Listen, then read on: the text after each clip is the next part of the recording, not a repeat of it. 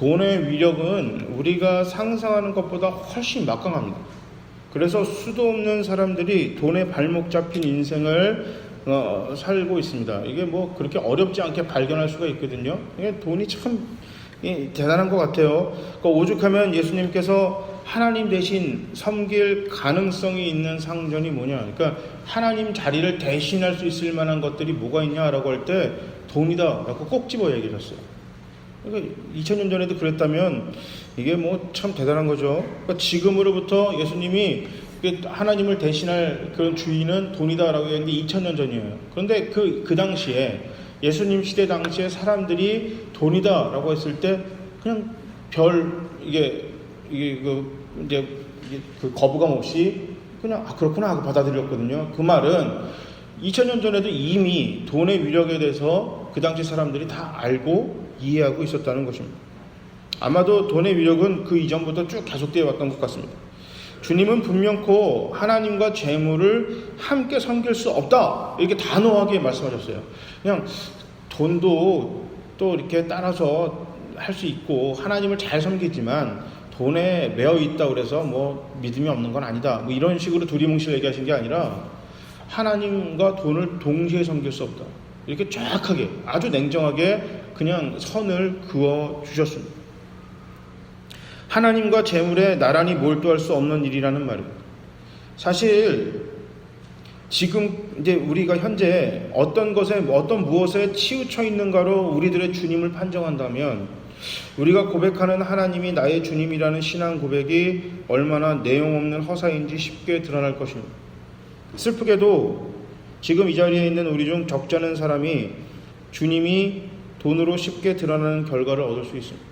그러니까 내가 지금 고민하고 있고 내가 지금 어떤 것에 치우쳐 있냐 이걸로 나의 주님을 정의를 내린다면 우리가 신앙 고백을 이렇게 하죠. 하나님이 나의 주님입니다 라고 하지만 이게 얼마나 허탄한 소리로 판명 날 수 있을까라고 했을 때 하나님보다 우리가 어떤 것에 더 치우쳐 있는지는 스스로가 아마 잘 알 것입니다. 그러니까 주기도문이나 아니면 우리가 신앙 고백을 할 때 하나님이 나의 주님이다 이렇게 얘기는 하지만 실제로는 내가 하나님보다 다른 것에 더 집중하고 있고 그것에 따라갈 때가 훨씬 많습니다. 돈을 보고 하나님을 떠올리지는 않습니다. 그죠? 이게 우리가 그 돈을 딱 보면서 하나님 이렇게 생각하지는 않아요. 실제 그렇게 생각하지는 않을 겁니다. 하지만 하나님을 생각할 때 돈을 생각하는 경우가 많습니다. 그죠? 우리가 기도할 때 하나님의 은혜를 떠오를 때 하나님의 축복을 떠오를 때 돈 때문에 하나님하고 돈을 연결시킬 때가 많다는 거예요. 돈 보고 하나님이라고 생각하지는 않는데 하나님을 보고 하나님을 생각할 때 돈이라고 생각할 때가 꽤 많은 경우가 있습니다.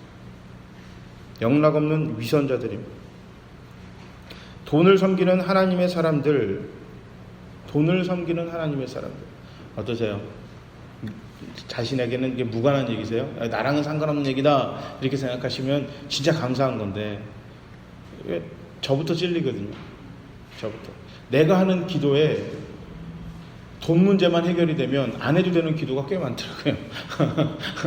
돈만 해결이 되면 안 해도 되는 기도가 많아요.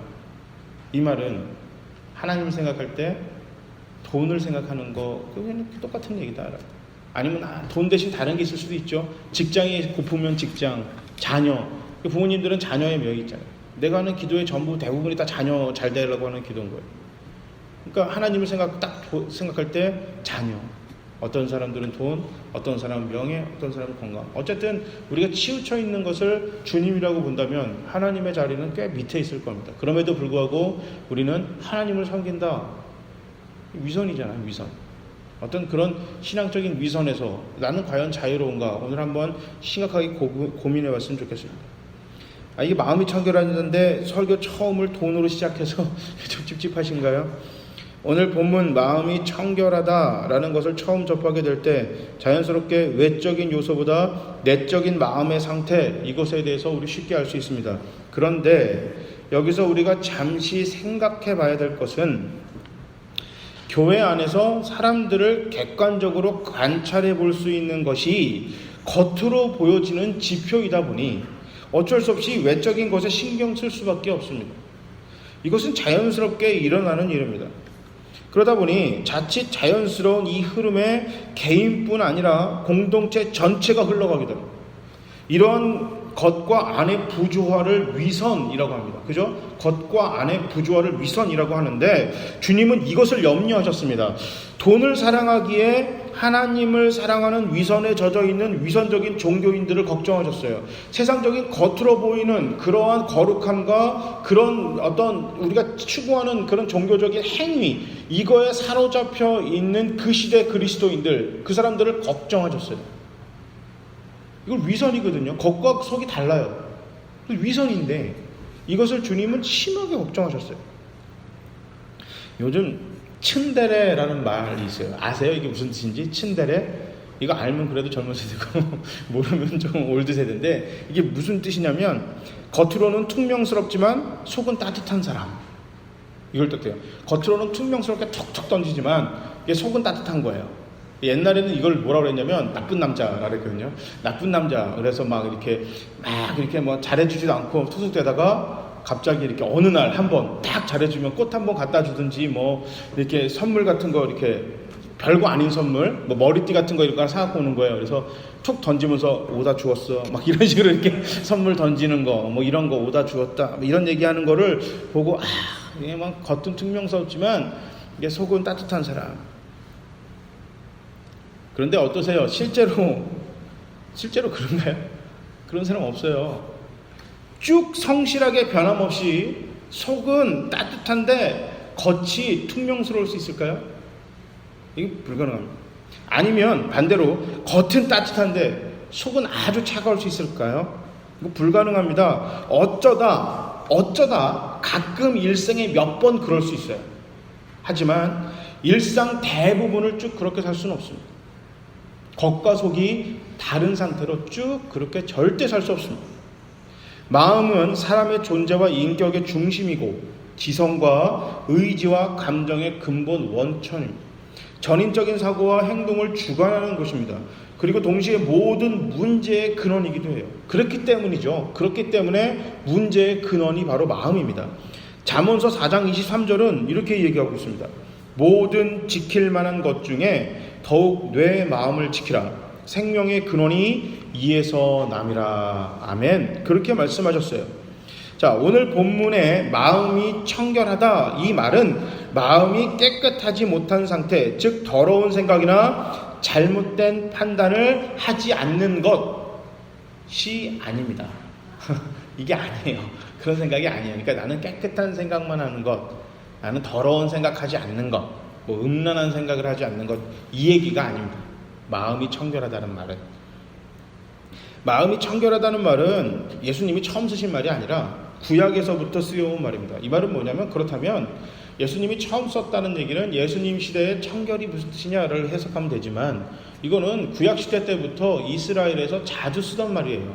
그러면 이스라엘 사람들이 생각하는 마음의 청결이라는 게 무슨 뜻인지 우리는 이것을 정확하게 짚고 넘어가야만 합니다.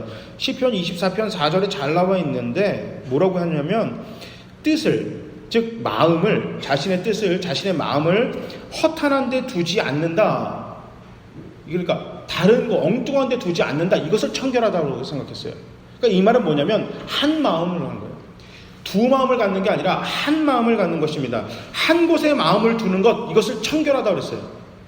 청결하다. 그러니까 깨끗하다가 아니라 나누어지지 않고 오롯이 하나, 딱 하나, 두 개가 아니라 하나 마음, 이것을 청결하다고 그랬어요. 그러니까 한 곳에 마음을 두는데, 한 곳, 어디죠? 하나님입니다. 하나님 외에 자신의 마음을 두지 않는 것, 이것이 바로 오늘 본문의 마음이 청결함입니다.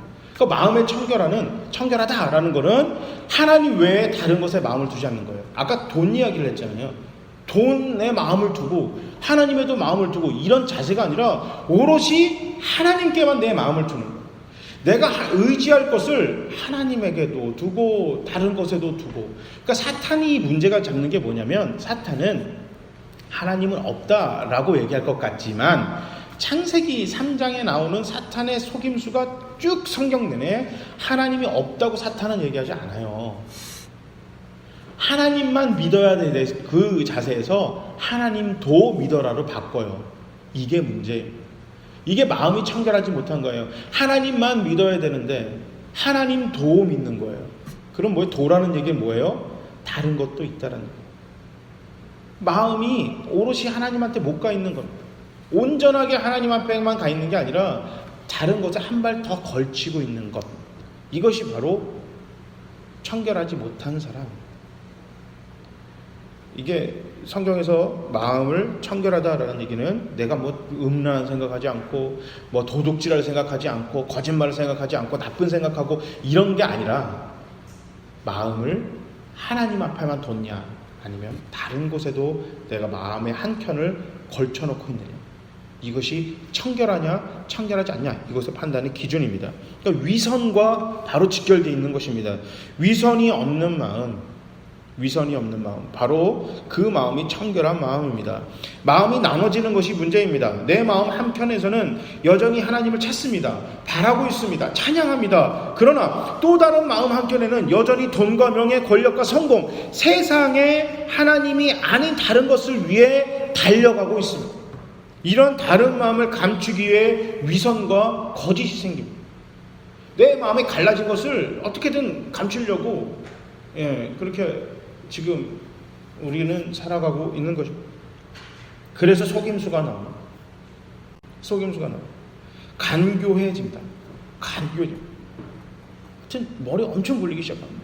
하나님의 말씀과 하나님의 은혜를 아주 교묘하고 악한 데 사용합니다. 외형적인 거룩에 치우치게 됩니다.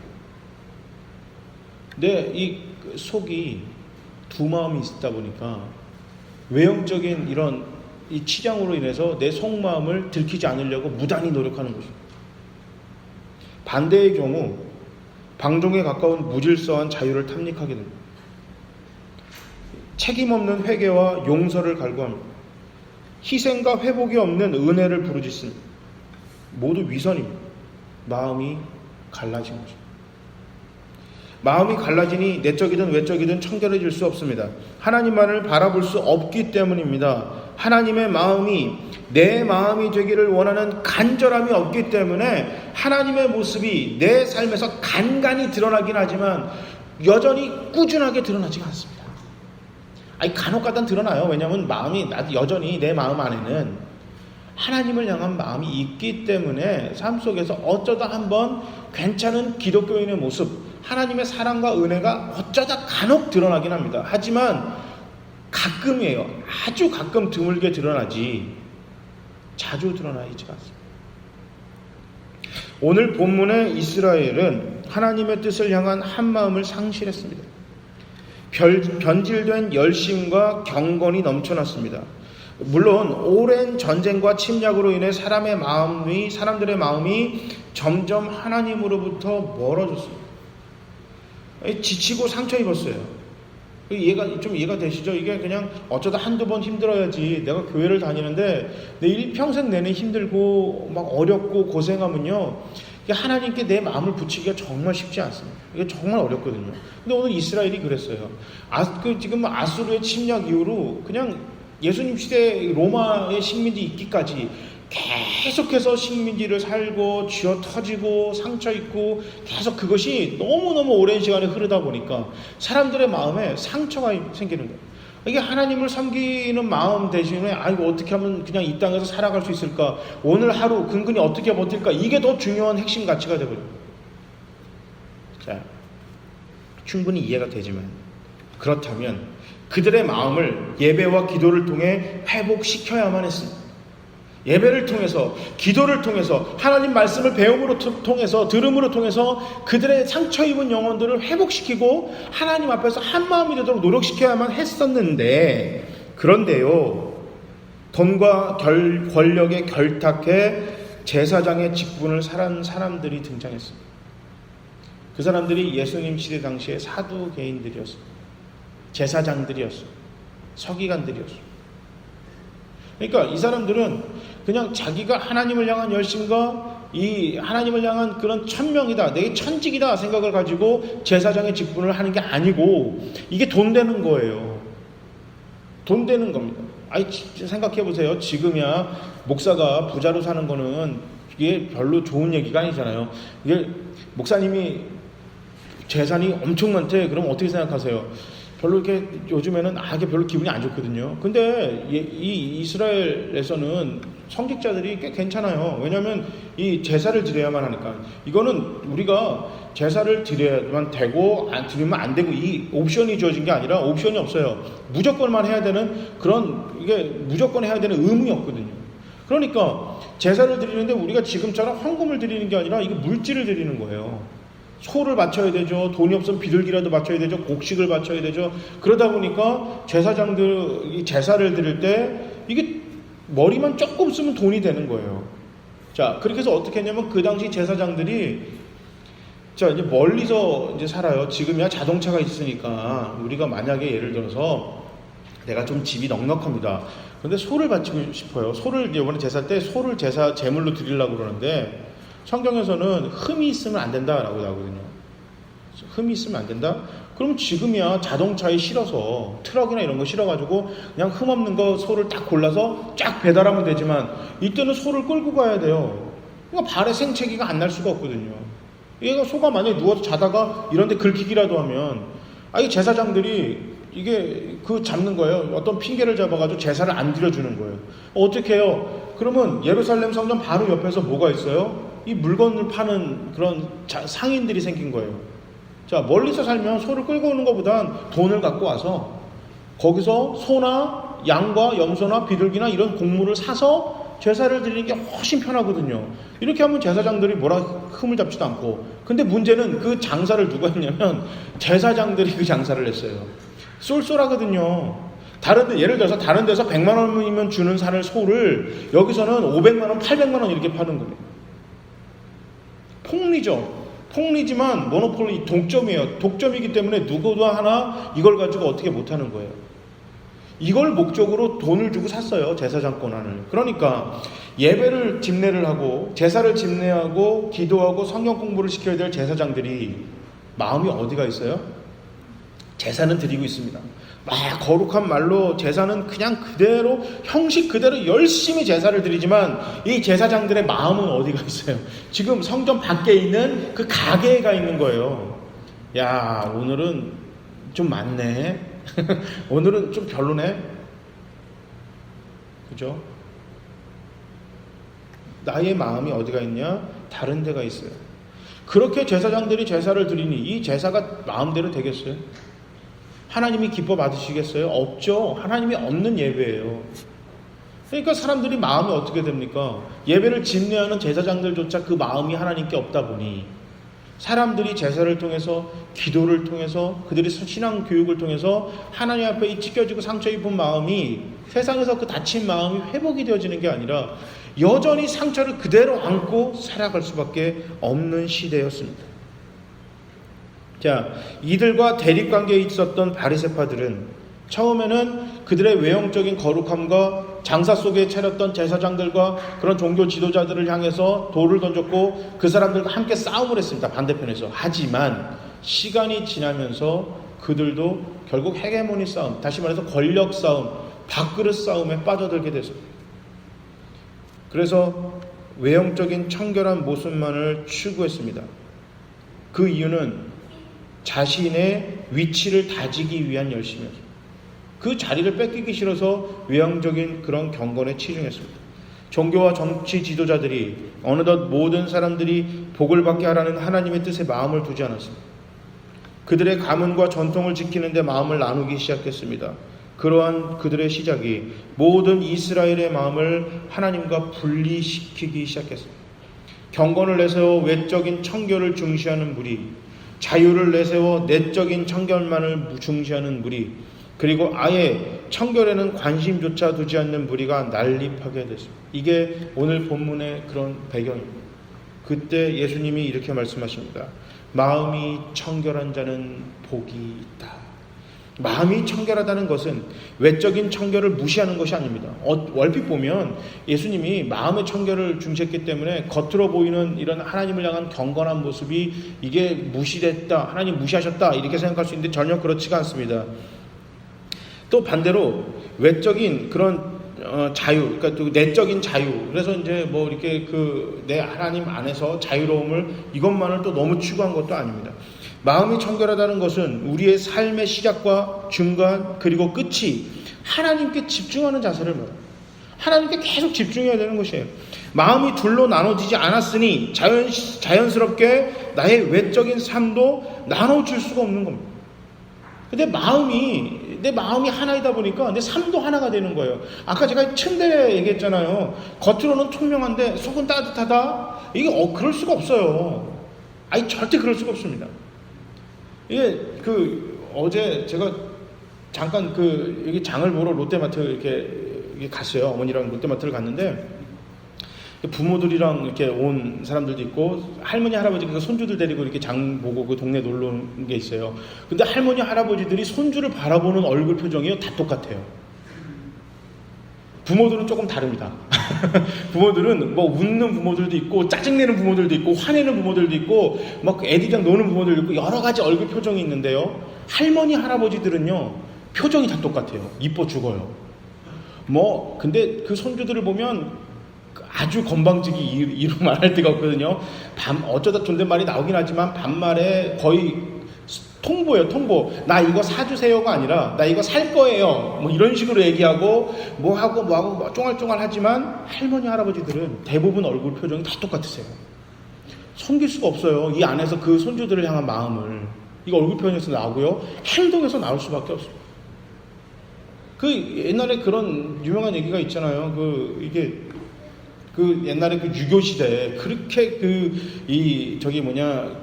효를 가리키고 예를 가리켰던 시대에도 할아버지 수염을 잡아 뽑는 손주들을 보고 할아버지들이 그냥 냅두면 벌은 나빠진다는 얘기는 뭐예요? 그런 게 일상적이라는 거예요. 그렇게 무서운 집안의 가장 큰 어르신 수염을 감히 손주는 가서 잡아 당긴다는 거예요. 그래도 허허 웃으신다는 거예요. 왜 그럴까요? 숨길 수가 없어요. 근데 무슨 겉과 속이 다르게 행동할 수 있다고요? 어쩌다 한두 번은 돼요. 밀당하기 위해서 아니면은 사업을 하기 위해서는 가능하지만 연기를 하기 위해서는 가능하지만 그건 계속 할 수는 없어요. 그건 진짜 불가능합니다. 예를 들어서 사도 바울은 성경에 어떻게 나오냐면 소고기를 먹는 것이 전혀 문제가 되지 않는 사람입니다. 그죠? 돼지고기는 못 먹지만 율법상 사도 바울은 소고기를 먹는 건 문제가 되지 않아요. 하지만 그가 전도해야 할 동네는 소를 먹지 않는 동네였습니다. 사도 바울의 소고기 먹는 것이 전도해야 될 사람들의 마음을 불편하게 만듭니다. 자, 이게 문제가 됐어요. 그러니 사도 바울 뭐라고 하냐면 나는 평생 소고기를 입에 대지 않겠다. 이렇게 고백을 합니다. 온 인류의 구원이라는 하나님 마음에 사도 바울은 자신의 마음을 쪼개지 않고 오롯이 다 담아뒀어요. 그 결과 그의 마음과 그의 외적인 삶이 일치하게 됐습니다. 술 먹지 마세요. 담배 피지 마세요. 전도하세요. 구제하세요. 이 모든 것은 다 같은 방향을 바라보고 있어야 합니다. 그런데 술과 담배는 이쪽 방향이고 전도와 구제는 저쪽 방향을 바라보고 있다면 이건 마음이 쪼개진 겁니다. 외식하는 자가 되는 것입니다. 가면을 쓴 자로 살아가는 것입니다. 그렇다면 마음을 청결하게 하는 하나님을 향해 나눠지지 않는 마음을 두기 위해 어떻게 해야 될까요? 도대체 그럼 어떻게 해야 마음을 내가 쪼개지지 않게 둘 수 있겠습니까? 자, 이것은 무엇을 하지 말아야 할지 고민하지 마시기 바랍니다. 우리는 교회를 다니면서 이거는 하면 안 돼. 이거는 내가 기독교인은 하면 안 되지. 이거에 집중하는데 거기에 집중하지 마시고 내가 지금 무엇을 해야만 하는가에 초점을 두시기 바랍니다. 하지 말아야 될 것에 초점을 두지 마시고 내가 해야만 하는 것에 초점을 두시면 이것이 가능해집니다. 가장 중요한 것을 하다 보면 중요한 것들은요 자연스럽게 잊혀지기도 합니다. 이게 사람마다 달라요. 이게 뭐냐면 술 마시는 것, 담배 피는 것, 돈 버는 것, 성공하는 것, 이 모든 것들은 각자 개인적으로요 중요한 사람도 있고 중요하지 않는 사람도 있어요. 그죠? 그러나 그것보다 내 주변 사람들에게 하나님의 사랑을 전하는 것은 누구나에게 가장 중요한 것입니다. 꼭 해야만 하는 것입니다. 그러니까 이것을 하는 겁니다. 그러니까 이것을 하기 위해 때로는요, 그러니까 가장 중요한 것을 해야만 하기 위해서 때로는 금주를 해야 될 때도 있고요, 금연을 해야만 할 때도 있습니다. 네, 나눠야 할 때도 있고 누군가를 배려해야 될 때도 있어요.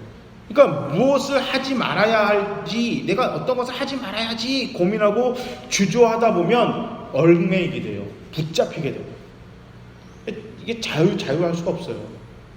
내가 이것을 하면 안 되는데, 이것을 하면 안 되는데, 여러분, 이거에 고민하면은요, 마음이 나눠질 수밖에 없어요. 왜 그런 거 있잖아요. 이거 먹지 마, 이거 먹지 마, 이거 먹지 마, 그러면 먹고 싶어져요. 이상하게 먹고 싶어요.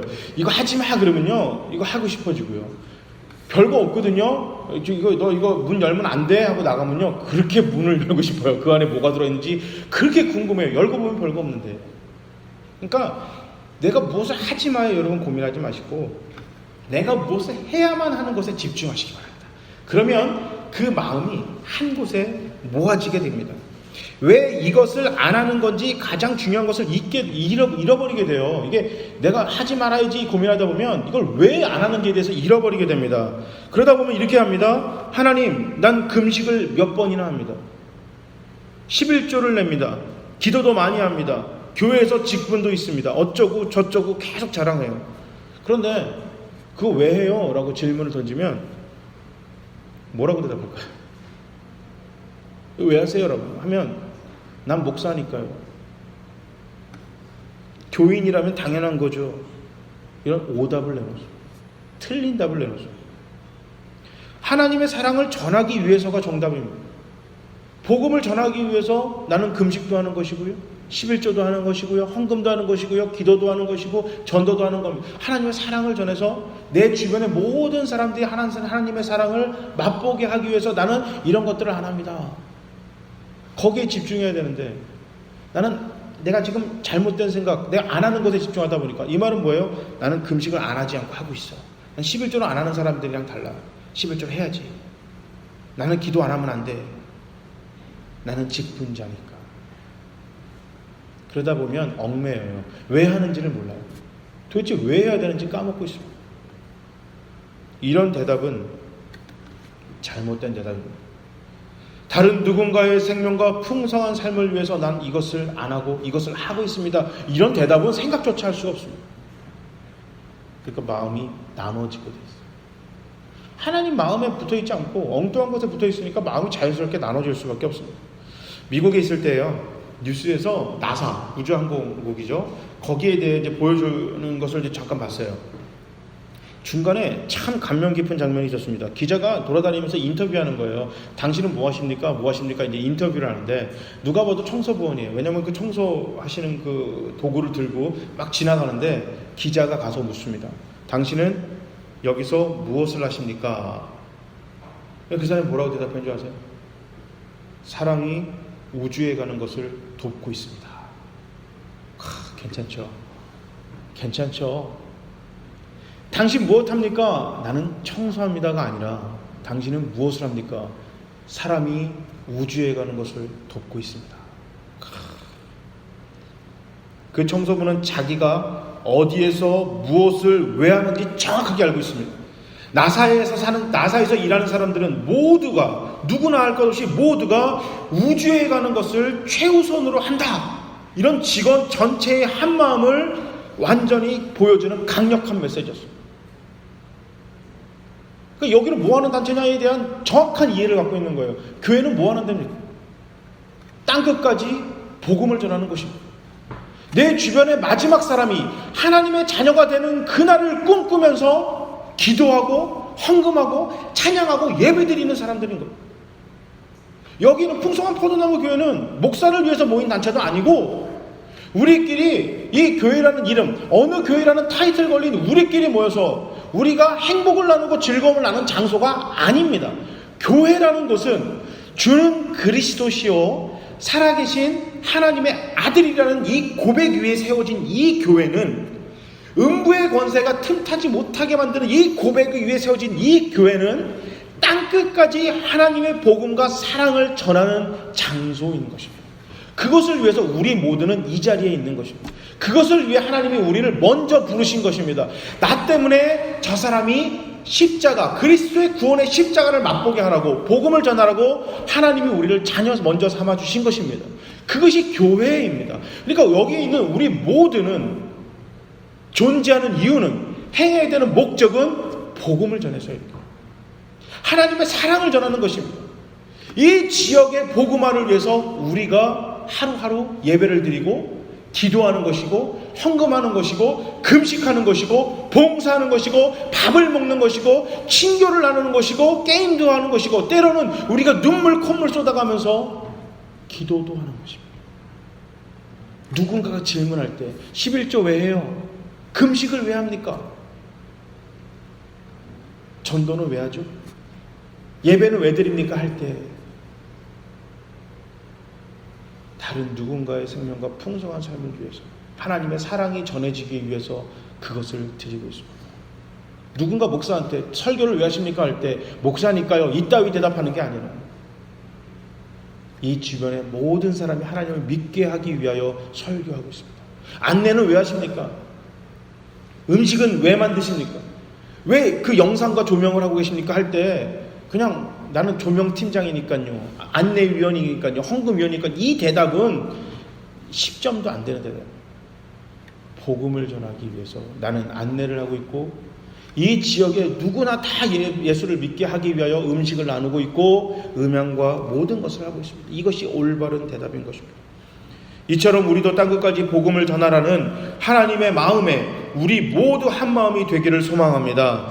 그때 하나님을 볼 것이다. 우리 주님이 말씀하셨어요.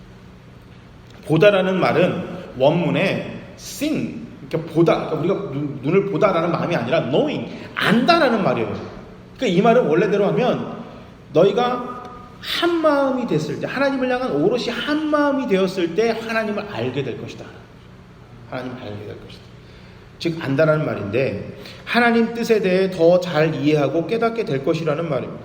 내 자신의 마음을 모아 하나님의 뜻을 따를 때 하나님을 더 잘 이해하고 알게 될 것이라는 축복의 말씀입니다.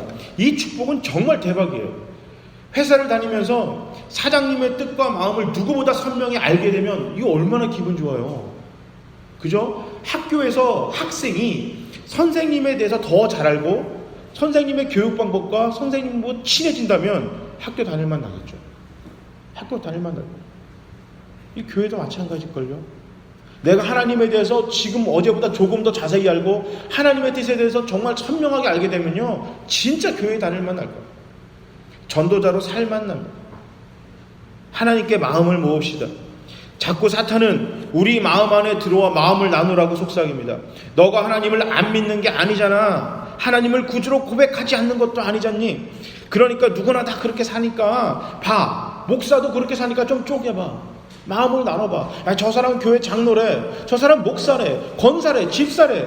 그런데도 저렇게 잘 살잖아. 뭐가 문제야? 마음을 나눠봐.